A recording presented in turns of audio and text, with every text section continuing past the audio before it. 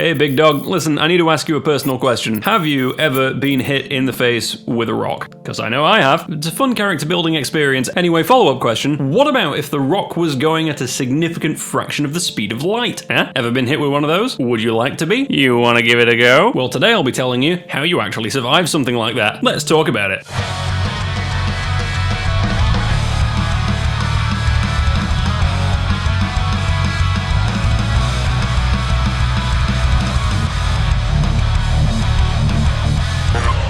Alright, so the key to surviving being hit in the face with a rock at a significant fraction of the speed of light is usually just not to get hit by a rock at a significant fraction of the speed of light, but in some common situations it's just completely unavoidable, such as when you're trying to travel between star systems. See, I was cruising in my Toyota between Rigel and Vega the other day, and something occurred to me. I thought, holy fuck, space is big. I wondered why I had to move so fast to get from one place to the other. Like, just as an example, the nearest star system to Earth is Alpha Centauri, unless you count Proxima Centauri as its own separate star system. Regardless, it's about 4 light years away, meaning that if you travel at the speed of light, it will take you 4 years to get there. Except traveling at the speed of light is physically impossible. What about warp drive?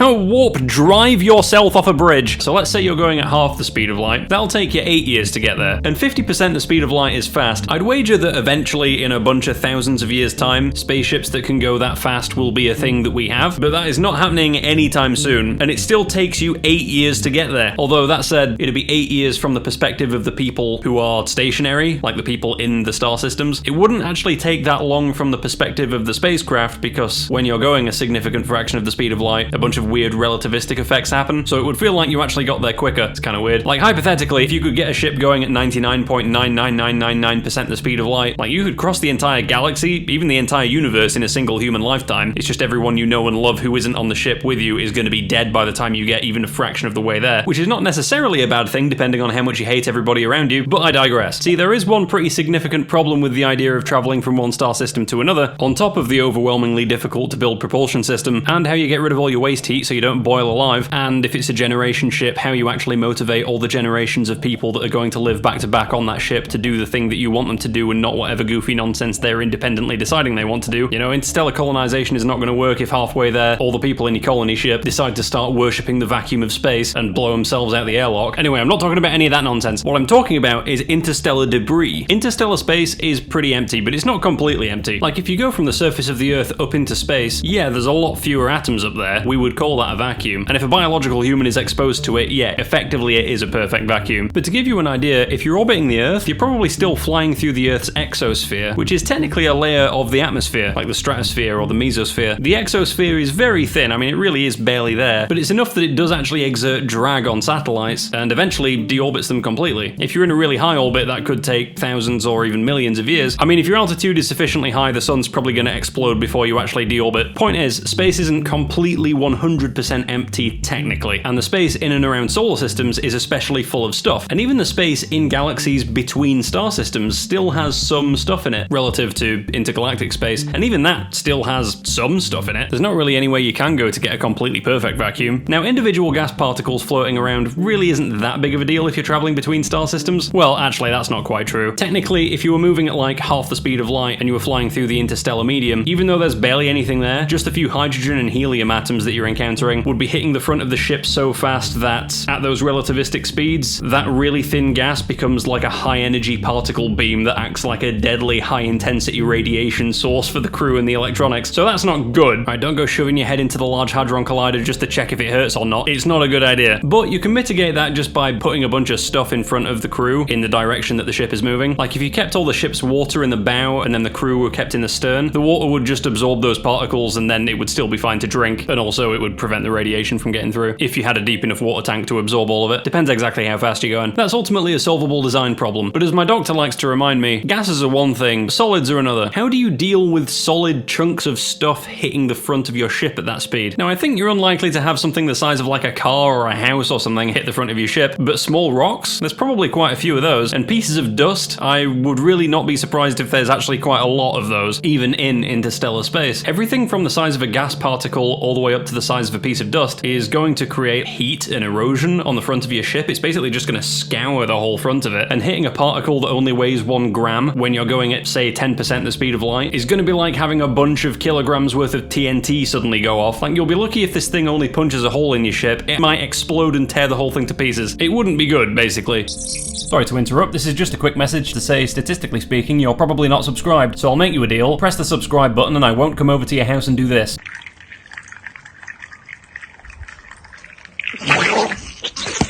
Alright, thanks, back to the video.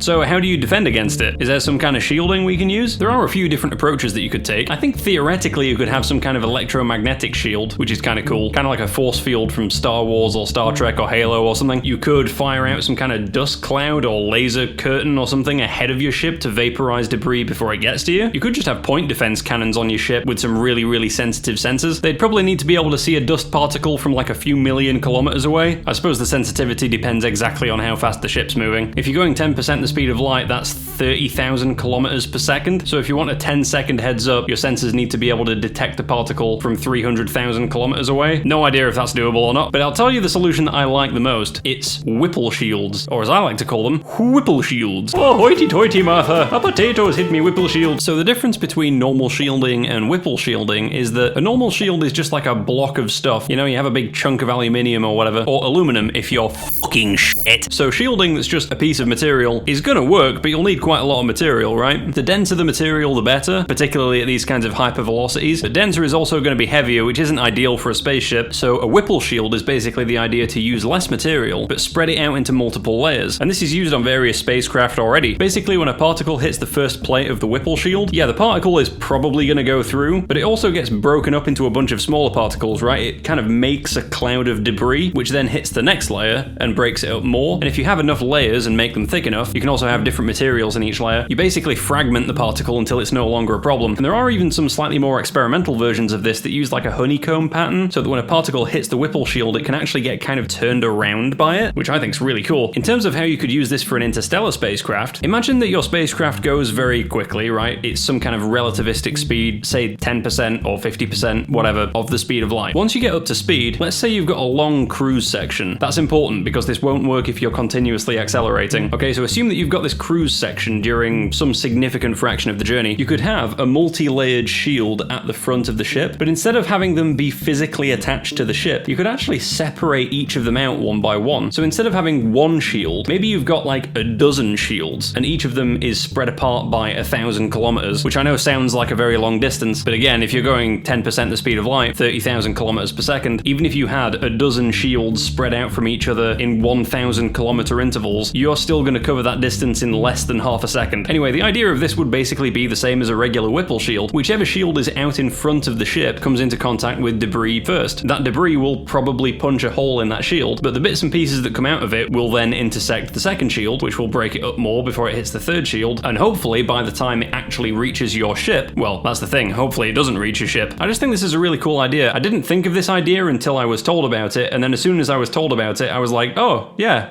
of course you could do that. That's actually really obvious in retrospect. It's just cool to think of a disconnected train of things all traveling ridiculously fast through the universe together when they're not actually connected together. I think a fairly simple automated system could keep all of these things aligned with each other. I mean, theoretically, if you imagine each shield just has a few holes around the perimeter, you know, each of these holes can be like a couple of centimeters wide. You can basically just make sure that you can see through all of the holes, because if you can't, then one of the shields will be misaligned. In practice, though, you wouldn't be doing this by hand, right? There's not a guy with a joystick steering each shield individually. You just automate this whole thing. As to what happens at your destination, I would presume that you would want to recollect these and kind of attach them to the ship again, but I suppose that depends exactly what condition they're in by the end of the journey. I could imagine that front shield being peppered with a lot of holes by that point. It's worth bearing in mind as well, these shields will need to have some kind of propulsion system on them just to gently kick them away from each other and maintain the positions that they're meant to be in, so I guess you're going to need to refuel them over time if you use them enough. Again though, it depends on the length of the journey a little bit. Thankfully, interstellar space is not known known for having big gravitational objects in it, so it shouldn't really cost much propellant to keep them where they need to be once you've got them into the positions that they need to be in. But hey, I just think this is a cool concept. This exact concept is used in the Avatar movies. Blue people Avatar, not arrow on head Avatar. The human spaceships in the Avatar movies are so well designed and so cool, and you barely see them? You only ever see them in like the first 3 minutes of the movie. They get one fucking kick-ass scene and then that's it. You never see it again. The fuck? They don't even show most of the cool shit. Why are they teasing me? I'm saying this as someone who didn't even go and see the third movie. The second movie was about blue people being wet. The third one should have been about the blue people being on fire. But apparently it's mostly just wet blue people again. The fuck? It's got fire in the name. Come on. Anyway, that's about it. I just want to talk about this. Thanks as always to my elite level supporters. Thunderbolt 22A10, who once butt-chugged a gas giant. Nomad Greg, who can navigate interstellar space with his sense of smell. Andrew Maul, who naturally secretes pate. John Bejarano, whose neck can extend like an accordion. JDK, who can commune with the ancestor spirits. Mutantious Doom, who's baffled by spoons. Stormester Ritter, who won a fight with a planetary nebula. Nikita Lurie, whose mother was an icosahedron. Aaron Rowe, who installed a turbocharger in his blender. Bonk Chunk, who once made a battery out of nothing but an LED, a bag of crisps, and a battery. That one boy, who drinks solids and eats liquids. Trenton Coldwell, who bested entropy in one-on-one combat. And thanks to all my other supporters too. Don't forget to join the Patreon or the channel membership if you want to be featured in my video credits or chat on the Discord. And as always, I'll catch you in the next one. Over and out.